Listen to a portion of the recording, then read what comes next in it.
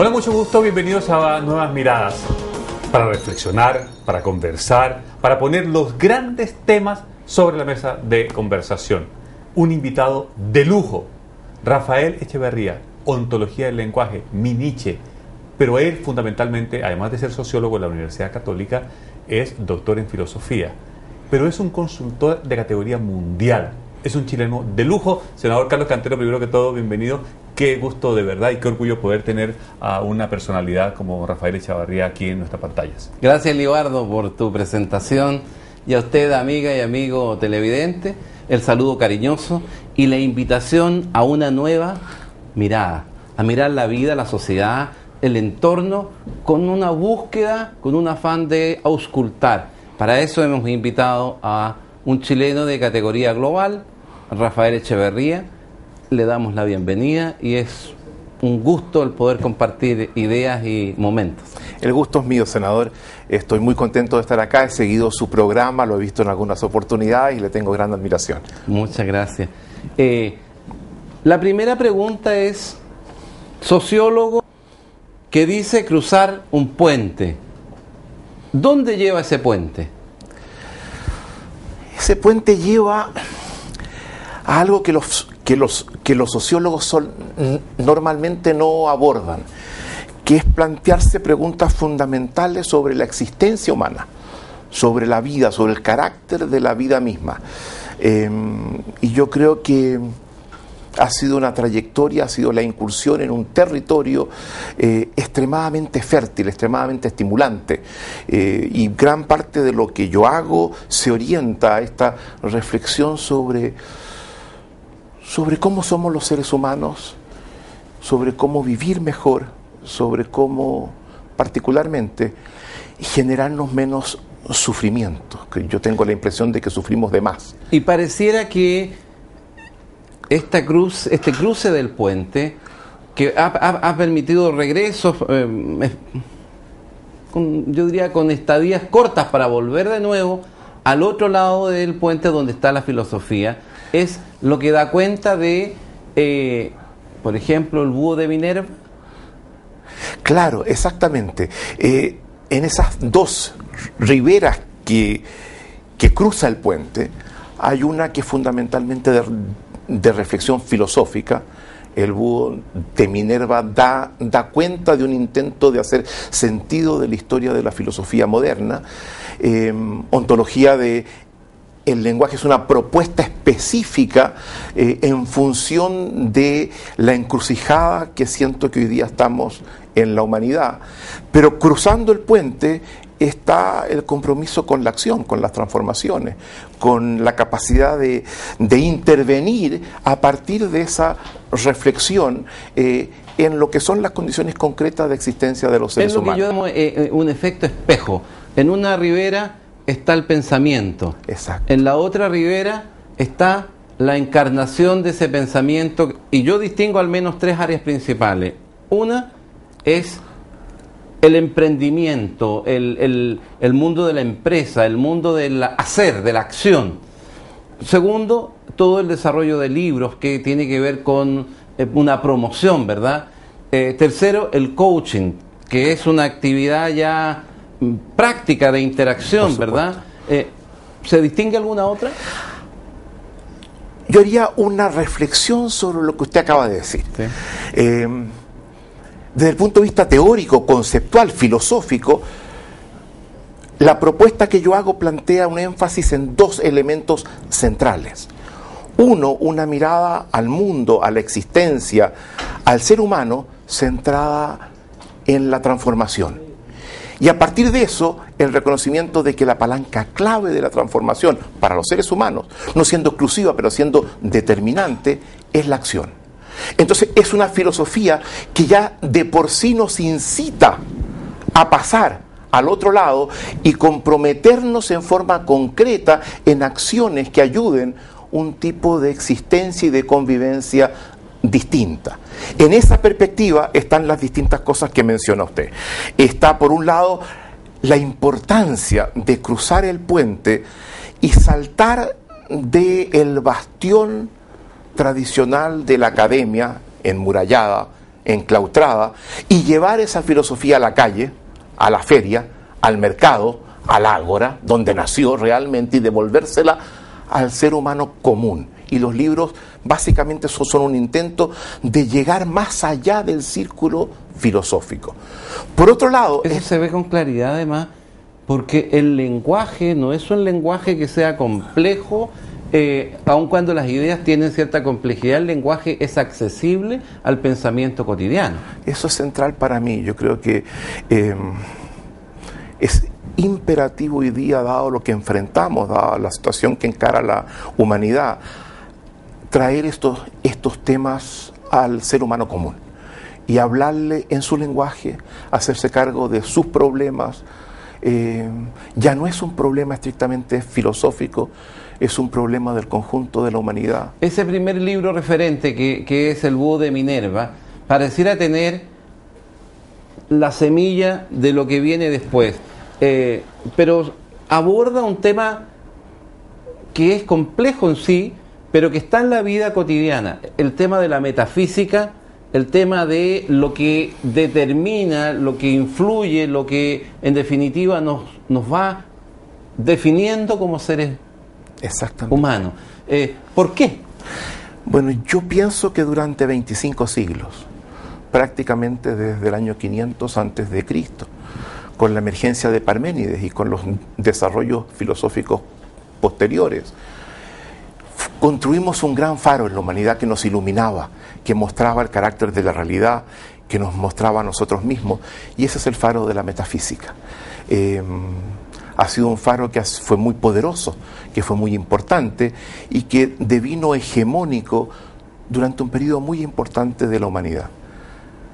Yo sostengo que ese faro se apagó, que ese faro está apagado, que no nos hemos dado cuenta que estamos viviendo en una profunda oscuridad y que es imperioso levantar nuevas luces. No digo que sea un faro, quizás distintas luces por distintas partes. Y ese ámbito metafísico tiene que ver con los anclajes espirituales, emocionales, culturales, en definitiva con la humanidad, con la forma de ser humano. Tiene que ver porque nos ofrece una determinada concepción del ser humano, una concepción centrada en la noción de que muy en el fondo de cada uno hay un ser fijo, inmutable. Tiene que ver con una determinada concepción de la verdad como única, como que hay una verdad que apunta a ese ser, que tiene que ver con acceder a ese ser. Tiene que ver con un conjunto fundamentalmente, nos ofrece de ideas y conceptos sobre cómo somos. Y en ese punto, no me resisto a preguntar, claro que sí, este encuentro de Sócrates, Platón, Aristóteles, que son en definitiva los que toman la opción de esta puerta o esta otra puerta, en esa decisión de la concepción del hombre, del ser humano, ¿cuál es la puerta que abren? ¿Cuál es la puerta que cierran? Fantástico, fantástico. Porque el inicio de todo esto en rigor es Sócrates. Sócrates inaugura la primera filosofía de la vida en el mundo occidental. Y cuando lo hace, se da cuenta que tiene dos puertas posibles. Y es exactamente esa la imagen. Tiene una puerta que sigue eventualmente a Parménides, afirmando el ser como algo fijo, inmutable, eterno, y tiene una posible otra puerta, que es la de Heráclito, que insiste en la transformación, en la importancia de la palabra, del logos, y Sócrates se va por la puerta de Parménides.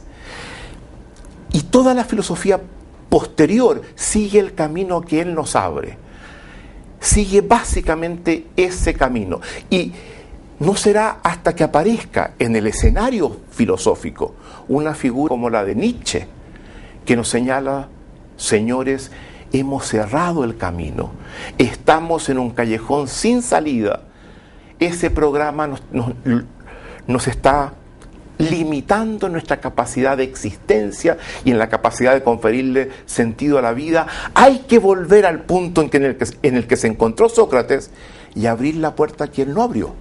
A ver si entiendo y si nuestros amigos televidentes comparten esta percepción. En otras palabras, uno de los caminos y el que se optó es un poco en función de verdades reveladas, un poco en función de dogmas, un poco derramándose la verdad desde arriba hacia abajo, y el otro es una verdad que se va construyendo, donde el logos, donde la interacción permite que el individuo sea un actor de primera línea en la construcción de esas verdades. Es muy cierto. Es muy cierto. Es un camino que entiende la realidad a partir de un referente externo y trascendente que es Dios y que es único, y que a partir de él le da sentido a todo lo que enfrentamos. El otro busca una perspectiva completamente distinta y termina en lo que usted precisamente indica, entendiendo que tenemos que partir desde nosotros mismos, desde el hombre, poner en cuestión las verdades heredadas dogmáticamente, introducir la reflexión crítica, la duda, y sobre todo colocar al hombre en el centro de nuestra capacidad de reflexión e incluso de nuestra capacidad de desarrollo espiritual. Yo pienso que la modernidad tiene dos ejes. Uno es el hecho de colocar al hombre en el centro y quitarle posiblemente tanto al sol como desde el punto de vista de la astronomía, como a Dios, ateos, colocarlo como referente básico. Y por otro lado, el elemento de entender que a la verdad no solamente llegamos a partir de verdades, que es como lo concibe la metafísica aristotélica, muy por ejemplo, incluso la platónica, sino que la duda, la capacidad de cuestionamiento es fundamental para alcanzar también modalidades de verdad que de lo contrario nos costaría mucho arribar. Ahora, desde este enfoque, yo diría de génesis de la cultura cristiana occidental, que nosotros las anclamos en el mundo griego, ¿verdad? Claro. Sin embargo, porque lo que yo quiero tratar de invitar a nuestras amigas y amigos que nos siguen en la conversación es saber la escala temporal. Claro. Sin embargo, esos griegos se nutrieron, porque no fue revelación divina, ¿no? Se nutrieron del conocimiento que acumulaba desde el fondo de los tiempos una cierta línea de pensamiento, de estilo de vida, de forma de desenvolverse en el ambiente humano de esa época. Claro, y después de ahí a este cambio que hemos llamado la modernidad, en realidad pasaron cerca de 2000 años, porque fue por el 1500 cuando... Exactamente. ¿Verdad? Exactamente, tal cual. Una reflexión en esa línea. Va en dos direcciones la pregunta que usted me hace. Antes de los griegos, hay mucha cosa muy rica y muy interesante. Yo tengo un libro que se llama Raíces de Sentido sobre egipcios, griegos, judíos y cristianos. Y muestro, por ejemplo, la importancia que en todo el desarrollo occidental posterior tienen los egipcios, y muy particularmente los griegos. Hay mucha riqueza que de alguna forma influye en los griegos, pero ya introducen un conjunto de elementos originales que van a ser determinantes para lo que continúa después. Pero posteriormente, todo ese pensamiento griego se fusiona con el desarrollo del cristianismo. San Agustín fusiona el cristianismo con el platonismo, y Santo Tomás de Aquino lo hace con Aristóteles, y por tanto el programa metafísico inicial de los griegos pasa a ser estructura central y vertebral del pensamiento cristiano. Ahora, también hemos visto esta escala temporal, cómo se desarrolla en el tiempo, pero en el ámbito espacial, sí, también esto está acotado fundamentalmente al corredor sirio-palestino, a lo que va entre el delta del Nilo, ¿verdad? Y los judíos que están ahí adyacentes, y al frente el ámbito está, desde el punto de vista espacial, también está acunado la semilla embrionaria en un espacio geográfico. Exactamente. Y es un espacio que está básicamente articulado en torno al Mediterráneo, aunque haya habido civilizaciones como la egipcia o la de Mesopotamia, que eran básicamente civilizaciones de ríos y no de mar.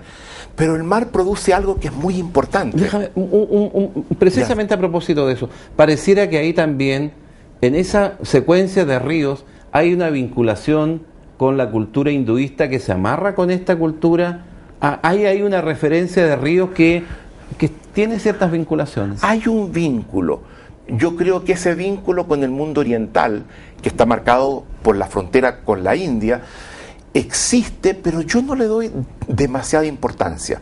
Yo creo que, como usted bien indica, se produce un cultivo geográfico, cultural, particularmente fértil en la región de Mesopotamia, egipcio, y luego se extiende al mundo del Mediterráneo, donde los griegos pasan a jugar.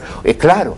Y lo que es interesante es que ese espacio tan chico, porque si lo miramos hoy día es muy chico, el preguntarse, pero ¿qué pasó allí? El tiempo pasa volando, la verdad es que he pasado tan entretenido que ya estamos sobre el primer bloque. Volvemos en un minuto. Seguiremos conversando con Rafael Echeverría. Usted, espérenos solo un minuto. Ya volvemos.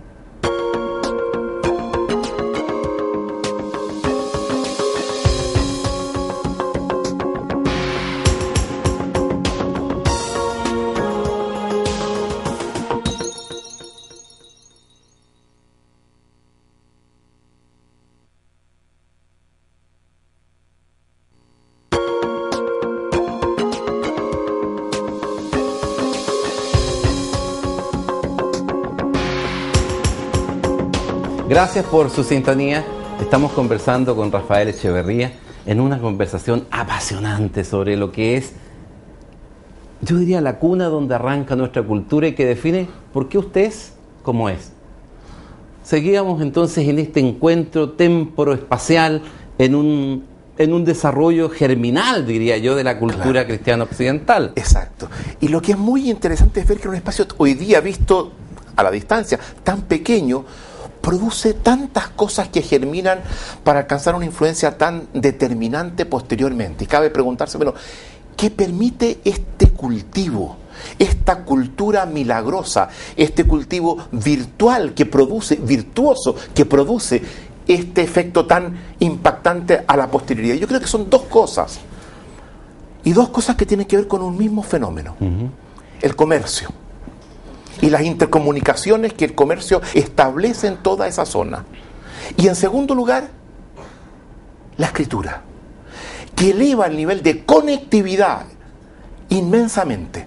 Yo creo que de las cosas más importantes en el desarrollo de la humanidad es la conectividad, es la capacidad que tenemos los seres humanos para afectarnos mutuamente con las cosas que hacemos. Y podríamos decir que esa conectividad tiene una expresión física, que son las rutas, las vías, y tiene una expresión virtual, que es esa expresión del lenguaje oral, escrito, gestual. Exactamente, ¿verdad? son las dos cosas. Tanto por las rutas terrestres y marítimas, como por la vía del lenguaje y la escritura, los seres comienzan a conectarse, a afectarse, a influenciarse mutuamente, y se produce un cultivo milagroso de estímulos en todas partes con respuestas distintas, que produce que en esa zona tan restringida hoy en día se produzca esa cuna de lo que conocemos como la cultura occidental. Y podríamos decir que paralelamente a eso, en otro espacio temporal y en otro espacio geográfico, solo referencial para poder contextualizar, se está desarrollando lo que podríamos definir como la cultura oriental, que se arrastra de miles de años también desde el fondo, ¿verdad? Exactamente. En torno al sector asiático, a China fundamentalmente, el área de Japón, ¿verdad? Y es muy interesante darnos cuenta que es casi en la misma época que surgen los primeros grandes sabios, tanto orientales como occidentales. Lo que llama Jasper la era axial, donde tenemos por un lado a Heráclito y Parménides en el mundo occidental, y tenemos a Confucio, tenemos a Buda, tenemos a Lao Tse en el mundo oriental. Son todos contemporáneos. En esa época, en el siglo VI, IV antes de Cristo, se producen estos grandes sabios que van a marcar en esta bifurcación el mundo tanto oriental como el mundo occidental. Y con toda seguridad, y aquí ya hablo como geógrafo, con toda seguridad eso también se debe no solo a cuestiones temporales y espaciales, sino que a cuestiones de clima, a cuestiones de corrientes marinas, a el retiro de los casquetes polares, que generan en la humanidad condiciones para que se despliegue la capacidad, la creatividad, y además un cierto estado evolutivo como ser viviente, como ser biológico, cultural, que genera cierta espiritualidad. Genera cierta espiritualidad porque permite condiciones de productividad más alta que en otras partes por las condiciones de ese mismo clima, y eso habilita que algunos puedan concentrarse en la reflexión, en el pensar, en la creación cultural, dada la productividad que se logra en el cultivo de la tierra, en los distintos desarrollos artesanales. Ahora, hemos mencionado el Búho de Minerva y hemos mencionado este otro libro que recoge este anclaje histórico-cultural y que da sentido e identidad a la vida del mundo cristiano occidental. Claro. Pero a mí me gustaría dar el salto ahora a otro de tus libros íconos, Claro. que es la ontología del lenguaje. Claro. Ontología, el estudio del ser. ¿Cómo somos? ¿Por qué somos? Ya, muy bien. Y en el término ontología que yo uso, no es solamente el estudio del ser, porque esa es la ontología clásica, la aristotélica. Aristóteles habla de la ontología como el estudio del ser en cuanto al ser. En la perspectiva que yo lo asumo, tiene más una influencia de Heidegger, que es la pregunta por aquel ser que se pregunta por el ser. Y en rigor, la ontología es la pregunta por el ser humano. Porque Heidegger es un filósofo fundamentalmente moderno y sabe que la pregunta por el ser en general, como la planteaba Aristóteles, tiene que ser contestada primero respondiendo a la pregunta por el ser humano. En el caso mío, de la propuesta que yo hago, ontológico significa una reflexión sobre el ser humano, sobre el fenómeno humano. A mí me surge de lo que yo leo, de lo que yo estudio, y en este abordaje ya al tema ontológico, a esta proyección temporal y espacial que hemos hecho en el recorrido de la vida humana y de la historia humana. Hemos hablado de la modernidad que nos sitúa por el 1500 y ahora hemos saltado a Heidegger. Yo diría que los íconos del siglo pasado fundamentalmente me vienen a la cabeza como los faros que nos han iluminado en el pensamiento. Heidegger, Wittgenstein, Buber, Martin Buber, Berlín, Claro. Searle, que inaugura la parte de la, yo diría no la neuro, sino que lo lingüístico comunicacional, ¿verdad? ¿Qué arrope te da? ¿Cómo te cobija ese marco de ideas que orientan el pensamiento contemporáneo? Son todas esas figuras centrales en lo que yo hago. Faltan dos. Yo diría Austin. Austin es una figura muy importante por la contribución que él lleva a cabo. Hace algo que es central, sin lo cual es impensable entender el tipo de planteamientos que estamos haciendo. Y hay una figura del siglo anterior, que yo creo que es la más importante de todas, que es la figura de Nietzsche. Y yo básicamente me siento un seguidor del camino anunciado, esbozado, articulado en forma muy embrionaria por Nietzsche. Es muy interesante porque tu libro Ontología del lenguaje está dedicado, está inspirado en Nietzsche. ¿Por qué? Porque Nietzsche lo que nos plantea, como lo sostenía antes, es que hay que volver a Sócrates y seguir el camino de Heráclito, que estamos en una situación crítica muy profunda, muy seria, y que tenemos que repensar el fenómeno humano con otros criterios, colocando en el centro la transformación y colocando como una palanca central, como lo decía antes, el concepto de la acción. Lo que yo hago es seguir el ideario de ese filósofo tan mal comprendido, tan distorsionado que ha sido Nietzsche. Mi último libro justamente busca dar cuenta de la importancia y del aporte que este gran filósofo nos entrega. Y yo creo que es el referente más importante que tiene lo que yo hago. Nietzsche, como tú señalas, tiene lados luminosos y lados oscuros. Exacto. Bien interpretado y mal interpretado. Sí. Ya que estamos haciendo referencia a tu Nietzsche, porque es Tal cual. el título del libro, ¿verdad? Exacto. Mi Nietzsche. Claro. ¿Cuáles son los lados luminosos?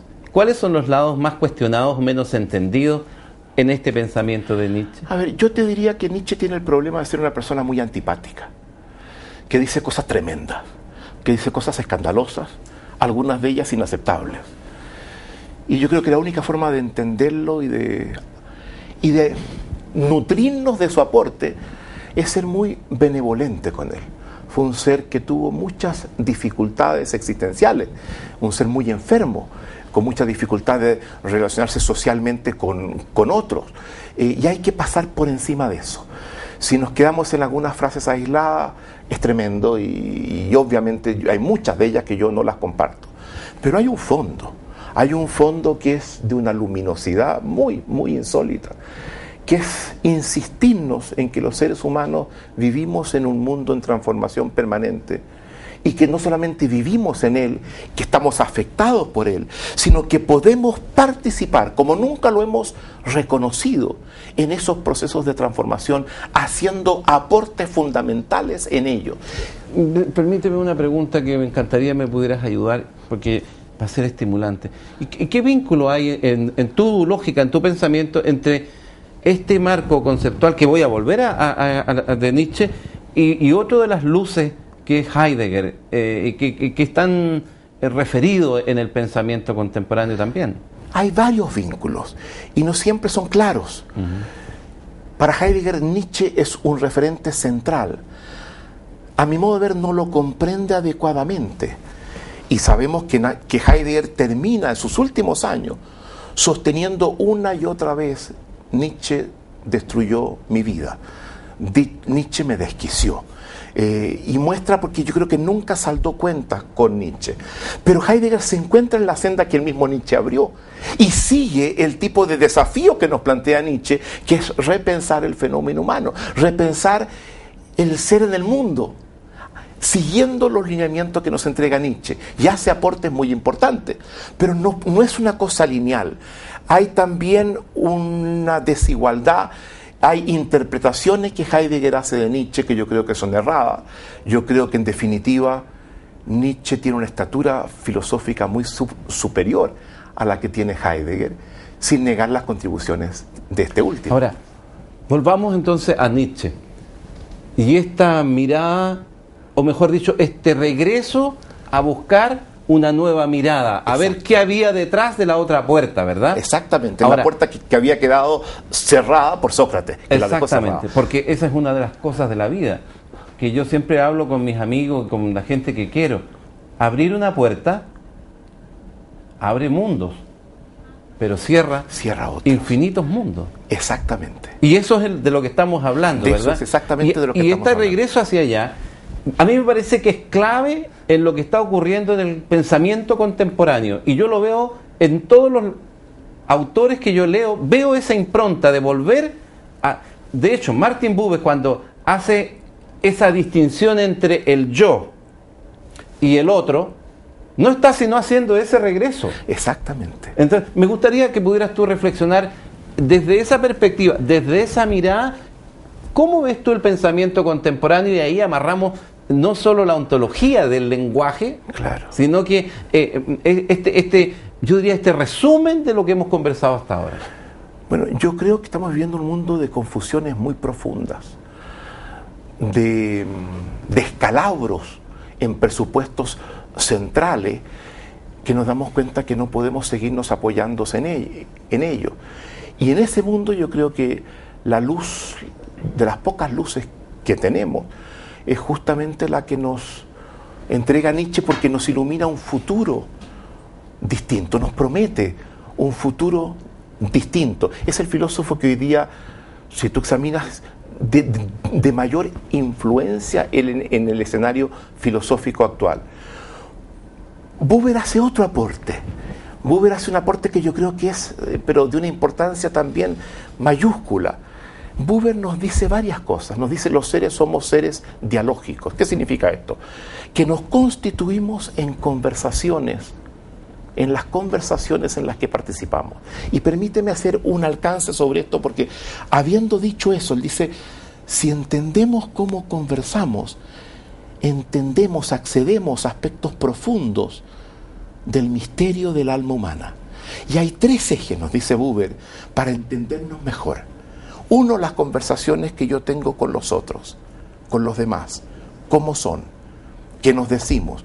¿Cómo nos decimos lo que nos decimos? ¿Qué nos callamos? Podríamos decir que emerge el otro. El otro legítimo, es ¿verdad? central, es central. Y ahí lo que él insiste es una ética comunicacional con Y el en otro, consecuencia, si radicalmente emerge el otro, distinta. entonces ya no es una visión única, ni es una verdad única, Por supuesto. sino que surge la diversidad, Exactamente. que es la esencia de la posmodernidad, Exactamente. Pero Buber nos aporta también 2 otros ejes. Dice, también es fundamental, si queremos comprender aspectos a los que no accedemos normalmente sobre el alma humana, sobre la forma de ser de cada uno, entender las conversaciones que tenemos con nosotros mismos. Antes de terminar este segundo bloque, nos queda un tercero.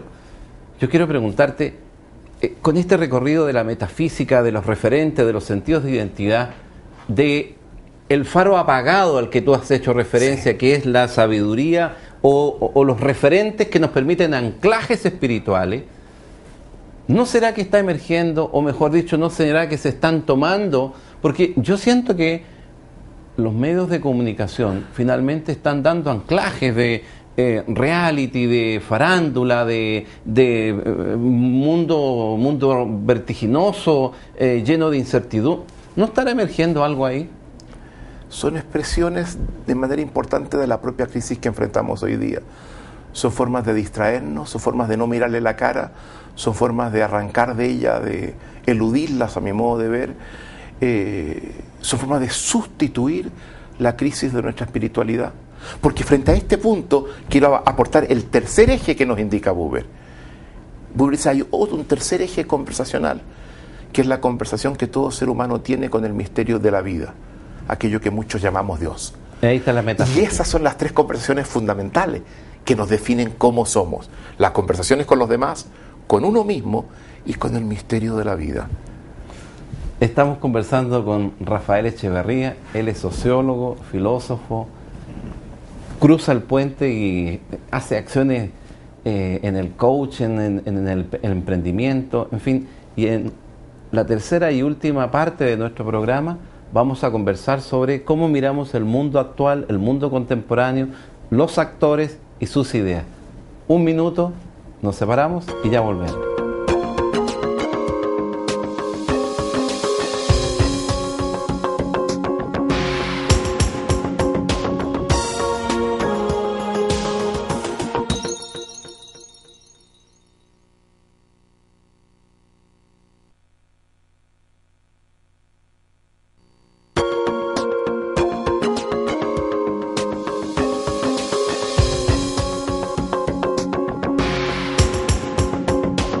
Muchas gracias por esperarnos, continuamos en esta apasionante, yo estoy muy entretenido, Rafael, muchas gracias por estar con nosotros y por compartir Es un gusto. con tantas amigas y amigos que gustan de una conversación que genere después consecuencias y que genere otras conversaciones. Hemos hecho un recorrido muy interesante, un poco anclado en tus libros.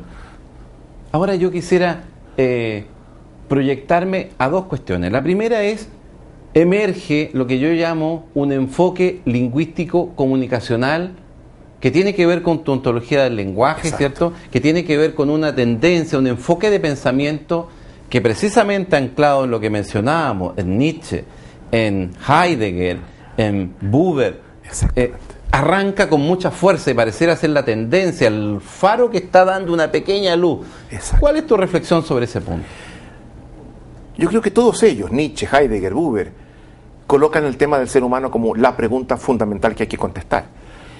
Y que de alguna forma hay alguna conexión con Nietzsche, que establecen de distinta forma, Heidegger muy fuertemente, quizás en menor grado Buber, pero también presente en Buber. Sin embargo, tenía que acontecer algo que fue muy importante, que tiene que ver en el dominio del lenguaje. El siglo pasado fue el giro lingüístico. El lenguaje fue el gran protagonista conceptual del siglo pasado, desde la lingüística misma, la antropología, la biología, las ciencias sociales de distintas formas. Pero pasa algo en la filosofía misma, que la filosofía del lenguaje produce una alteración de la concepción que teníamos del lenguaje tradicionalmente. Y nos saca de una concepción pasiva y descriptiva del lenguaje, que entendía que el lenguaje da cuenta de la realidad, lo que llama una concepción contable del lenguaje, a una concepción que reconoce que haciendo eso, el lenguaje tiene la capacidad, por ser acción, de transformar la realidad. Esto es muy importante porque cambia el concepto de lenguaje y lo extiende al conferirle una dimensión activa, generativa, transformadora. Pero por sobre todo, al hacer esto no solamente cambia la concepción del lenguaje, cambia por sobre todo, y eso es lo más importante, nuestro concepto tradicional de acción. Extiende nuestro concepto de acción al dominio del lenguaje. A ver si lo llevamos a la práctica. Por ejemplo, esta silla. Claro. Esta silla teóricamente es una silla en el conocimiento habitual, Claro. pero si en el lenguaje decimos párate sobre la silla, pasa a ser una escalera, ¿verdad? Exactamente. Y si decimos no, deja las cosas sobre la silla, Pasa a ser una mesa. claro. Y si yo digo acuéstate si estás cansado, Exactamente. o sea, a eso estamos haciendo referencia. Esa es una de las cosas que comienza a establecerse, y eso es lo que nos plantea justamente Wittgenstein. El sentido del lenguaje está en su uso, en lo que hacemos con él. En cada uno de esos casos apuntamos a usos distintos de un mismo objeto. Entonces, lo configuramos de otra forma, redefinimos el ser de ese objeto en función del uso. Pero no solamente está eso, En la esa ontología silla, ahí aparece. claro, y no solamente está eso, esa silla, como la silla que hoy día vemos, se creó como consecuencia de procesos conversacionales que condujeron a su producción. En esta lógica lingüística comunicacional, en estos referentes del pensamiento contemporáneo, vamos a la realidad de Chile. Ya. Yo distingo tres faros principales. Tú también estás dentro de esa lógica que pueden aportar con sus ideas al pensamiento global. Una lumbrera, el principal en mi opinión, el maestro Humberto Maturana, Sin duda. en la lógica lingüístico-comunicacional, ¿verdad? Claro que sí. Francisco Varela, otro Por supuesto. chileno que se Grande. planta en el mundo global y que da luz con su pensamiento. Claro que Otro es Fernando Flores, Sin duda. que también aporta desde California y desde Berkeley Sin duda. en ese contexto y en esas ideas yo te ubico. ¿Cómo reconoces tú el aporte de estos pensadores chilenos? Porque a mí lo que no me gusta es que los chilenos no miramos nunca al lado de lo nuestro y a mí lo que yo le digo a todos mis amigos, no me rindan homenaje cuando yo me muera. Claro. No. Si no son capaces de hacerlo cuando uno está vivo, de decirle que a uno lo quieren cuando está vivo, no me lo hagan después porque no tiene ningún sentido. Claro que sí. ¿Cómo ves tú el aporte de estos chilenos en el contexto global? Son tres grandes nombres. Y te diría más. Lo que yo hago es inconcebible sin ellos tres. Ellos tres han tenido una influencia, son personas a las que conozco, son personas que han impactado lo que yo hago de manera muy importante. No digo que lo que yo hago sea simplemente lo que ellos dicen, yo creo que hay un aporte importante adicional, pero es inconcebible lo que yo planteo si tú quitas cualquiera de esos tres nombres. Son personas que en momentos muy importantes en mi vida fueron determinantes. Tengo instancias de vínculos muy importantes. Yo trabajé durante 7 años en un seminario para estudiar biología y comportamiento social, en un seminario que se inicia en el laboratorio de Humberto en la Facultad de Ciencia, convocado por Francisco Varela. Yo trabajé durante 2 años con Fernando Flores en California y son parte de mi historia y son piezas Son chilenos central, destacadísimos. Que dan luz, ¿verdad? Sin duda, y geniales todos ellos, donde hacen aportes que yo creo que son insustituibles. Y como tú bien dices, es muy importante reconocer en vida esas contribuciones. Eso me parece muy fundamental. Desgraciadamente, Francisco ya no está, pero son tres personas... Fíjate una anécdota mía. Yo en el Senado menciono pensamientos de pensadores chilenos y una vez, hablando sobre desarrollo urbano, mencioné que no era desarrollo el crecimiento inorgánico, sino que eso en la biología se llamaba cáncer. Claro. Y que en el pensamiento de Humberto Maturana yo lo había entendido como una deriva que degenera finalmente y altera lo que es natural. Bueno, eso por eso digo que es bueno de repente ir reconociendo. Me llegó una carta de su puño y letra diciéndome: estoy reconocido de que usted nombre me mencione y exprese mis ideas. Entonces es bonito esto. Yo creo que son chilenos de primera categoría. Sin duda. Ahora, siguiendo con este enfoque lingüístico comunicacional, yo tengo la impresión de que en el desarrollo del pensamiento contemporáneo este enfoque está teniendo un rol muy importante, particularmente en lo que hemos denominado este enfoque de posmodernidad, Claro que sí. que deja atrás la homogeneidad y reconoce la diversidad, porque si la verdad tiene un ámbito subjetivo, o sea, ya no son verdades reveladas y tienen un enfoque subjetivo, entonces yo tengo que asumir que el otro, que tiene una propia verdad, es legítima esa verdad. Por supuesto. Y tengo que respetarla, ¿verdad? Claro, y ese es justamente un punto de crítica con el planteamiento metafísico. Yo creo que nadie lo ha puesto en forma más lúcida que Isaías Berlín, que nos dice, venimos de una tradición que sostiene que para cada pregunta hay una y solo una verdadera respuesta. Lo que planteamos hoy en día en la posmodernidad es que hay infinitas respuestas. Ahora, cuidado, no da lo mismo cualquier respuesta. No da lo mismo porque hay dos elementos que son centrales que hay que considerar, que discriminan entre ellas. Uno, el poder que nos confiere para transformar, para intervenir, para hacer crecer las cosas. Pero en segundo lugar, la dimensión ética que se deduce de cada una de ellas. Yo sostengo que los seres humanos estamos acotados por dos grandes parámetros. En primer lugar, la biología. Como Humberto Maturana dice, solo podemos hacer lo que la biología nos permite. Pero el techo, nuestro límite superior en el cual nos desenvolvemos, es la ética. Y eso es fundamental porque la ética la construimos nosotros mismos. La biología nos está dada. La ética es de responsabilidad nuestra. Y la propuesta nuestra es central en la ética. Claro. Ahí hay un enfoque también de autogeneración, de una ética que va adecuándose a las circunstancias, ¿cierto? Manteniendo anclajes en los principios. Y eso yo creo que es central, senador, porque es una ética que se construye en función de las experiencias. Darle un ejemplo. A mí me dicen mucho cuál es el referente fundamental de lo que yo hago, de dónde viene.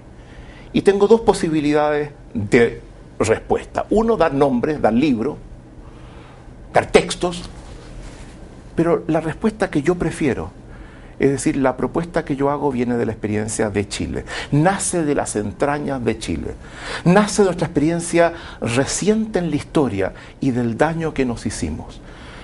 Es una reflexión inspirada por las condiciones históricas que nos tocó vivir, elemento que yo creo que está presente en todas las personas que usted indica. Y que son, permítame un aporte, que son forma esencial de la convivencia que caracterizó a la modernidad. Exacto. Con verdades únicas, y si mi verdad es la única, entonces al otro lo tengo que eliminar. Tal cual, y en cada una de estas propuestas que están emergiendo, el elemento central es la búsqueda de modalidades de convivencia más expansivas, más éticas, más armónicas, que nos den más sentido de vida, que nos permitan respetarnos todos juntos, de una forma que no lo hicimos en el pasado.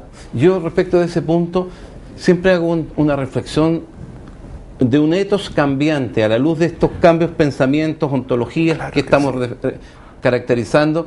Y cuando cambia el etos, que es el entorno biológico, cultural, ambiental, etcétera, claro, cambia la ética, cambia la estética y cambia el patos. O sea, cambia una forma de convivencia, interacción, de relacionarnos, cambia los valores estéticos de lo que es bonito y lo que es feo, lo que es bueno y es malo, ¿verdad? Claro que sí. Están amarrados y cambia la emocionalidad, porque si yo no me siento perseguido en mi verdad, que fue lo que caracterizó a otras épocas, hasta llegar al martirio que fue, ¿cierto? Esa cosa loca que ocurrió en la Segunda Guerra Mundial. Claro. Entonces yo tengo que entender que al otro lo tengo que validar como algo legítimo, por mucho que me disguste. Por supuesto que sí. Por supuesto que sí. Y la naturaleza es así. Claro que Porque sí. tampoco hay cosas... un cactus que tiene tanta espina no es ni bueno ni es malo, no es bonito ni es feo. Es lo que es. Claro. Y yo rescataría en lo que usted ha dicho la dimensión estética. Porque no solamente que cambian los parámetros a través de los que juzgamos, lo que es bello y lo que es feo. Hay también en esto una mirada estética de la propia existencia humana. Nietzsche nos dice algo que yo creo que es fundamental. El gran desafío que tenemos por delante todo ser humano es hacer de la vida nuestra gran obra de arte. Mirarla con orgullo como una obra estética, donde veamos que la hacemos resplandecer, iluminar.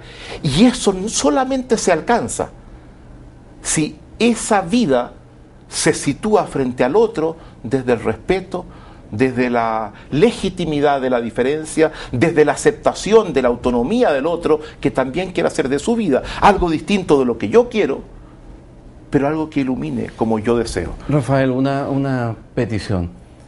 En la última parte, el último capítulo de tu libro, Ontología del lenguaje, para mí un descubrimiento maravilloso, hay ahí un desarrollo sobre el concepto teórico del poder, que es algo que yo también vengo estudiando hace algún tiempo. Claro. Y yo he descubierto una convergencia muy interesante, porque yo siempre he entendido el poder no como sometimiento, no como ni el por, ni el para, ni el de, no. El poder es el respeto de la libertad del otro, en mi concepción. Claro. Yo creo que el concepto del poder es esencial en esta, porque entendiendo al hombre como una relación, al ser humano como una relación, esa relación, cuando busca generar tantas asimetrías, termina siendo algo que va contra la natura. No sé, me gustaría un raro. Sí, yo creo que desde mi perspectiva, la noción de poder es fundamental, porque es lo que mide de alguna forma nuestra participación en los procesos de transformación. Y yo al respecto digo una cosa que me parece central. Los seres humanos tenemos dos grandes desafíos de transformación. La transformación del ser que somos, la transformación de nosotros mismos, que la llevamos a cabo a través del desafío del aprender, y la transformación del mundo, de los sistemas en los que participamos, que las llevamos a través del gran desafío del emprender. Aprender y emprender son los dos grandes caminos en los que los seres humanos participamos en la transformación de la realidad en la que nos corresponde vivir. Nos quedan 2 minutos. Quiero que crucemos el puente de nuevo. Muy bien. Dejemos ese borde Sí. del ámbito filosófico y sociológico y nos centremos en uno de los vértices. Como tú decías, son varios los puentes. Tantas amigas y amigos televidentes van a quedar motivados como he quedado yo con esta conversación maravillosa que te agradezco muy sinceramente, y se preguntarán cómo yo me encuentro con las ideas de Rafael Echeverría. Bueno, tenemos libros, ¿verdad? Claro que sí. Que están en el comercio local y que son de fácil acceso. Tenemos también acciones de coaching. Claro. ¿Y cómo se contactan con Rafael? ¿Cómo tiene una página web? ¿Hace sus seminarios en algún lugar específico? Es muy fácil. Nosotros tenemos una empresa en Chile que se llama NFC Consultores. Se puede colocar Newfield Consulting, que es el nombre de nuestra empresa a nivel internacional, y eso va a dar directamente con nuestra página web. Estamos trabajando en programas en alianza con la Universidad del Desarrollo, con el Instituto de Seguridad del Trabajo, y lanzando programas con otras instituciones.